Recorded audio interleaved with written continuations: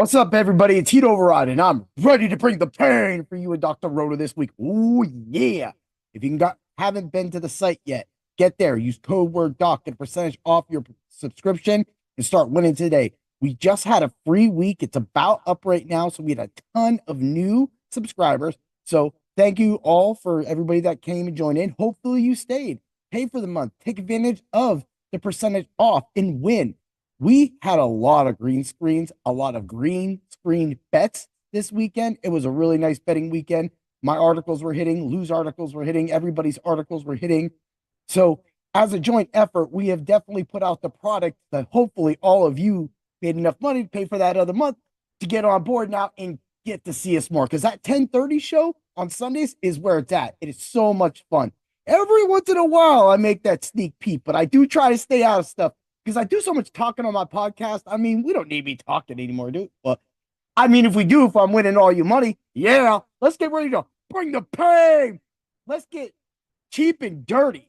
Whoa, what was that linebacker doing? Azeez Al-Shaair. You were one of my write-ups last year and for the previous last time, man. But over the years, we've seen you get bad and dirty. We're talking about the Bears hit out of line. You slapping dudes surrounded by Bears. You just slapping a dude, right? And then the Titans game, definitely a late hit out of bounds coming in at that speed. But that's what I want to talk about. Okay, so now he goes on his X and or Instagram, whatever it may be, and he wants to be the villain. He wants to be the dude. You could be the villain. That's fine. We haven't had a James Harrison in a long time. We need another Joey Porter, right? Oh, we do have one. It's Joey Porter Jr. Yeah, he was making his presence known this weekend, right? When Pittsburgh was rolling. But anyway, yeah, this is about the hit on Trevor Lawrence. So of course, Trevor's on the IR, and Azeez has been suspended for 3 games. It's being upheld. That's what ticked him off. A lot of people think it's a much, but the league is trying to send they're trying to send a notice to everybody. They're putting everybody on check, saying, hey, you got to stop. You got to train your guys a little better. However, I have a rebuttal for that in the middle. So at the end, of course, you're going to get my Macho pick of the week. Oh, yeah. Last week, another fire week. But this week, we're going to definitely get into it. It's a tricky one, but you'll see when we get there. But you look, you can go at it always as when I was in high school, I was being trained to hit with my head. We've heard this 1,000 times. We are trying to tackle better. We're trying to tackle. The problem is some of these dudes are powerful, like Derrick Henry, and you can't just always tackle them. Heck, man, I will tell you, I'll tell you what's going on right now. David Njoku is literally out there just playing with these boys. He's trying to hurt them. And so while you have offensive players like that, you have quarterbacks running. And now it's come out. Was this slide a little too late? How late is the slide? Should we teach the offensive players like Tua Tagovailoa what happened to him? Should we be examining this more? Tom Brady feels that there should be 2 flags on the play, the offense, or the offense should be flagged when a quarterback does not slide early enough. Now, I see the thinking of that because if the quarterback doesn't give himself up, he's got to give himself up. It's at the point where the slides. These guys are going at 100% mile. So I do want to get a little learning. I want to teach a lot of you about what's going on in this and what goes in the game because a lot of people who don't play the game have a lot of opinions about what happens in the game, right? But unless you're in the game and you've played the game and you're actually in maybe a combat sport, you could say football is like a combat sport. You're pitting a foe against a foe. So when you're fighting like that, whether it be running the ball, be an MMA fighting on mat work, or like me, a point fighter, or a basketball, there's not so much like physical contact in basketball or baseball, but within football, within hockey, sometimes in soccer, they're always just rubbing up on each other, man. They're chippy as shit. And they got that hockey stick. And they like to jab people real quick, if you know what I'm saying. And at the same time, so let's get into this. Tom Brady hit on it. He goes, we need to teach these quarterbacks to slide faster and definitely not head first because they are most likely the highest paid player on that team. So that means you are the most valuable player, whether you're Will Levis or Patrick Mahomes. To that franchise, they're looking at you as their next step into the future. That quarterback that could win that franchise a Super Bowl. But you're not going to get that if you get hurt all the time. So we're seeing Kyler Murray coming out of that. Of course, outside of the concussions, he had a devastating knee injury. And so we keep going on with these players and people that are getting hurt and all that. And what I'm trying to get at is when you're in the game. So I'll take this out. So I think that this should be penalized on the offense. I think that if we're going to go that far and we're not going to allow something that was like, I saw it was written in an article that said would have made the highlight reel on ESPN in their jacked up section. Remember that section? You can't do that anymore. Now they try not to do that. So they're trying to slow the game down, but the people are getting faster, bigger, and stronger. So how do you do that? Well, you just have to play within your parameters. And here's an example. As a point fighter, I get in the ring, and at any point, I could be knocked out. I could have my leg broke. I could have a rib broke, my nose broke, my eye socket broke, my jaw broke. I could have a lot of things happen to me. But like football players, training and practice allows us to harden our bodies and be ready to take blows like that so that we're in the best defensive position possible so things like that does not happen. As a point fighter, I've been dominating my division for over 2 years now. And it took time for me to figure out the mat work, A to B, what to use, what not to use. What do they look for? What are these? So every tournament is different.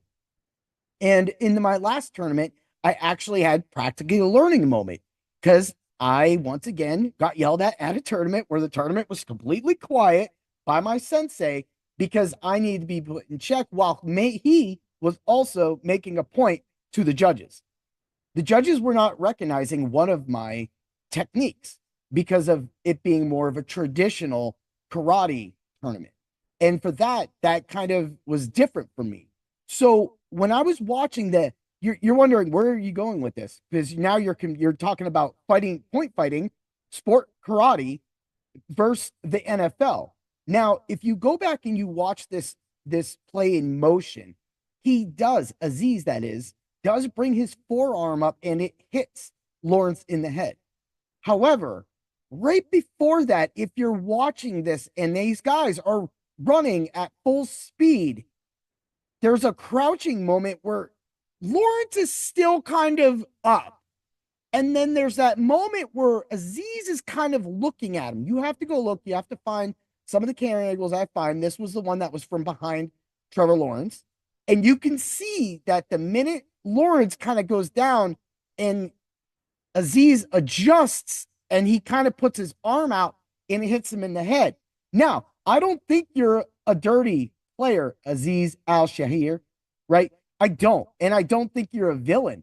You may be being posterized a little more now, and you might have the refs looking at your tackles a little more, but now you have 3 weeks to go back over that. Why this goes to point fighting is because I watch my fights a lot, and I critique my fights a lot, and I show my fights to people that are close to me. I try not to get my fights out because I don't want, my opponents to get like an edge, even though I know people do record fights. But so what happened was I used this same punch in two different fights. In my first fight, there was definitely a problem with my technique. So after I defeated this opponent, I beat him.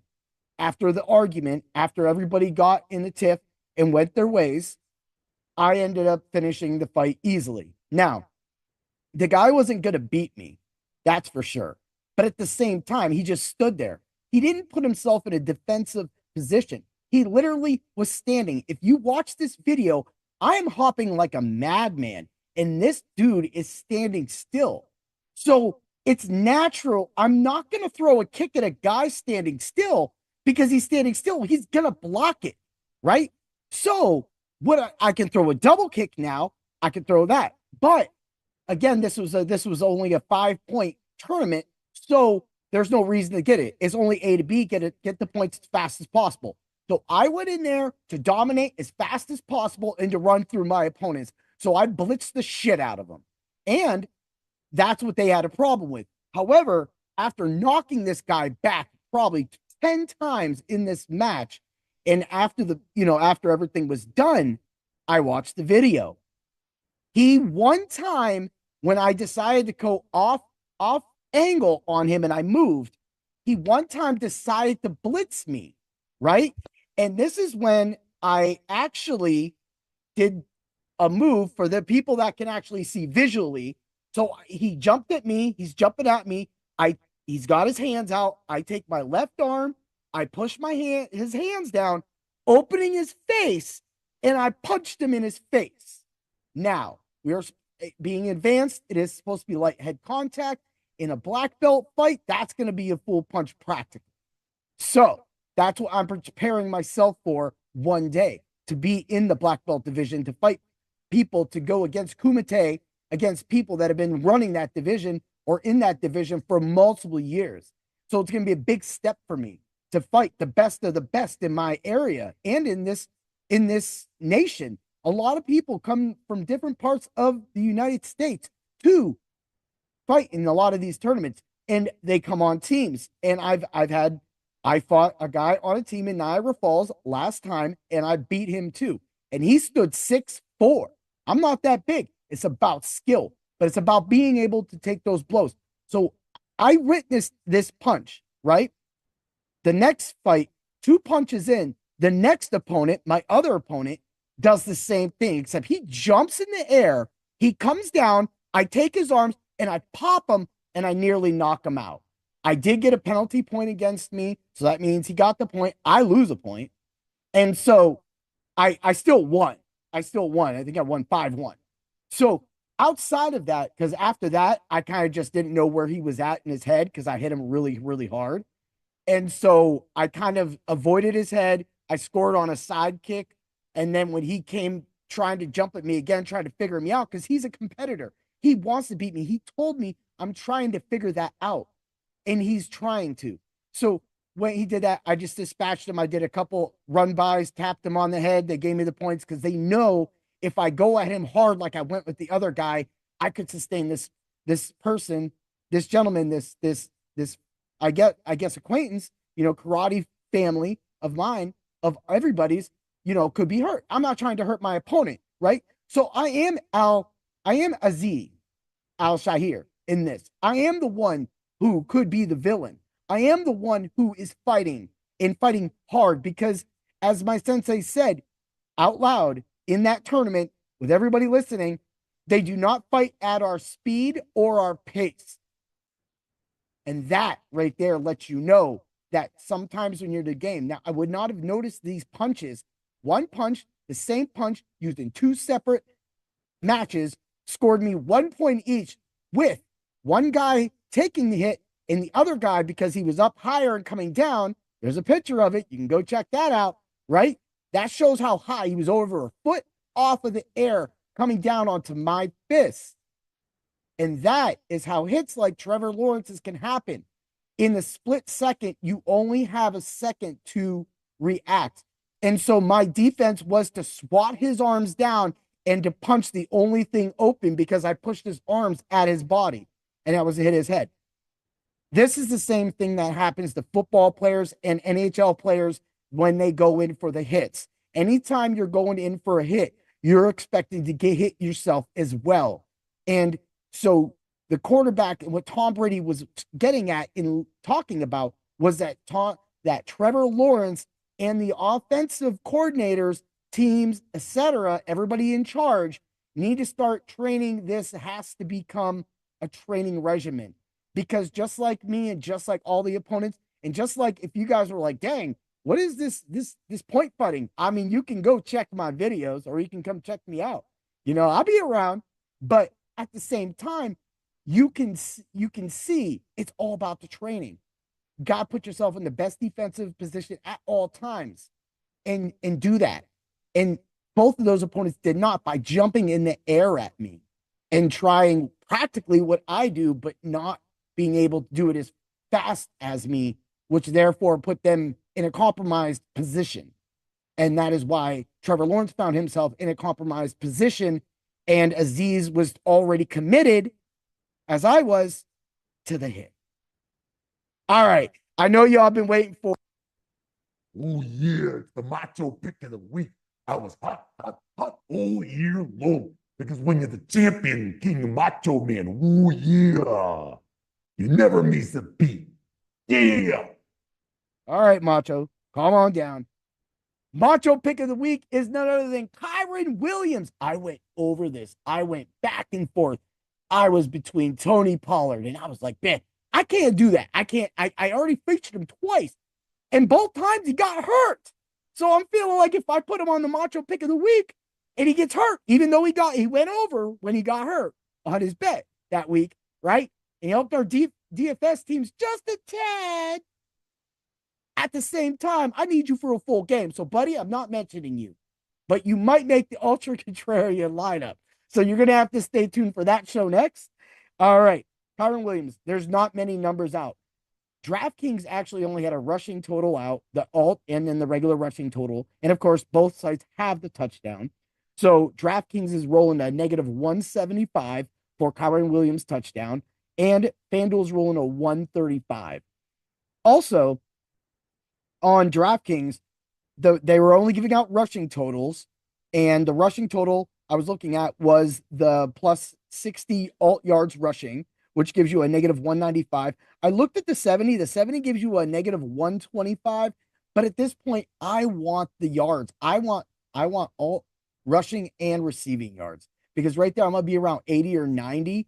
That's where I can go 80. And if I can get that 80 rushing and receiving for a negative 135, or it should be about a 135, I would say, because then we're replacing things, we're getting that. So it should be around 135. That combined with the touchdown would be a lot better. Anyway, for here, the parlay is going to give you that 195 and that negative 175 for a parlay of a plus 112 on DraftKings.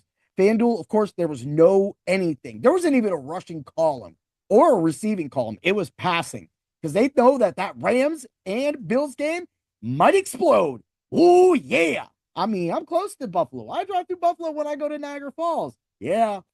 That's where I fought that big dude. Yeah. Haha. So that's going to be your Macho pick of the week. Also, 7,300 on DraftKings and 8,400 on FanDuel. Have a great day, everybody. And always remember to bring the pain. May the points be with you. Yeah.